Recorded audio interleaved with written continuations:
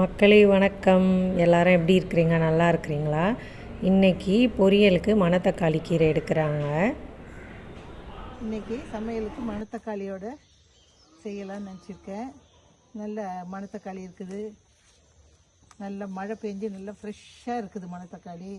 மணத்தக்காளி அவ்வளோ மருத்துவ குணம் உள்ளது. பாருங்கள் எவ்வளோ நல்லா இருக்குதுன்ட்டு.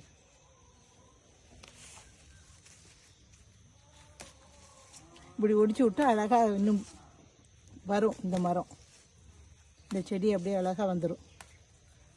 தோட்டத்தில் முள் சீத்தாப்பழம் பிஞ்சு நிறைய இருக்குது. சுண்டைக்காய் இன்னைக்கு பறிப்போம். நிறைய இல்லை, மழை நேரத்தில் சுண்டைக்காய் ரொம்ப குறையாக இருக்கும்.